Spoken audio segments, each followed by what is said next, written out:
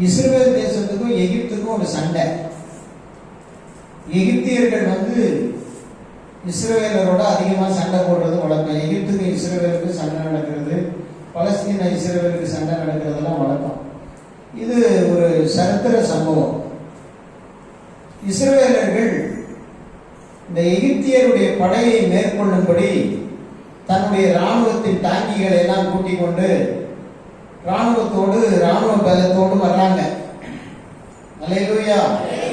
அப்படி வரும்போது பார்த்தா குறிப்பிட்ட இடங்கள் பாலைவனம். அந்த பாலைவனத்தை தாண்டி தான் அந்த எகிப்திய படையை போய் மேற்கொள்ளணும், சண்டை போட்டு ஜெயிக்கணும்.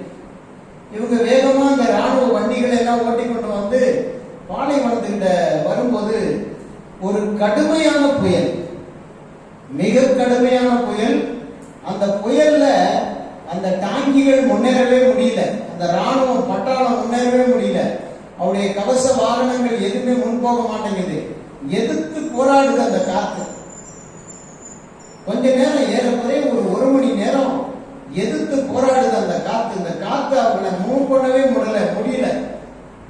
அல்லேலூயா. அப்படியே ரொம்ப பயங்கரமா மூவ் பண்ணுது. இவங்க பின்னால தள்ளுது. இவங்கள இந்த டாங்கிகளை எல்லாம் இந்த காத்து பின்னால தள்ளுது. இவங்க முன்னோக்கி போக பாக்குறாங்க, பின்னால தள்ளுது. ஏறக்குறைய ஒரு அரை மணி நேரம், ஒரு 3/4 மணி நேரம் அந்த புயல் அடிச்சு ஓஞ்சதுக்கு பிறகு பார்த்தா டாங்கிகளை இவங்க நவுத்தும் போது ஒரு எச்சரிப்பு. இவங்க அந்த வழியா தான் வருவாங்கன்னு தெரிஞ்சு அதுக்கு ஆழத்துல புதைக்கப்பட்டிருந்த கண்ணி வெடிகள் எல்லாம் வெளியில தெரியும்.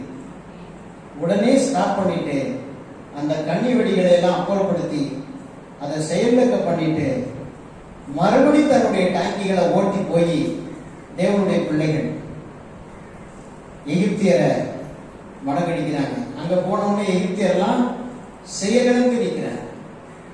அவர்களால இராணுவத்துல அவர்களால துப்பாக்கி தூக்க முடியல, கையை உயர்த்த முடியல, எந்த செயலும் பண்ண முடியல. அப்படியே அவங்க நிக்கிறாங்க, மரக்கட்ட மாதிரி நின்று போயிட்டாங்க.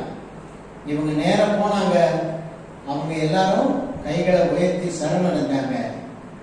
அன்னைக்கு யுத்தத்துல இஸ்ரவேலுக்கு பெரிய ஜெயம் கிடைத்தது. அல்லேலூயா, அல்லேலூயா. பாருங்க, நம்முடைய தேவன் கன்னிகளை, நமக்கு முன்பாக வைக்கப்பட்டிருக்கிற மறைவான கன்னிகளை ஒன்றுமில்லாமல் ஆக்குகிறார். அல்லேலூயா.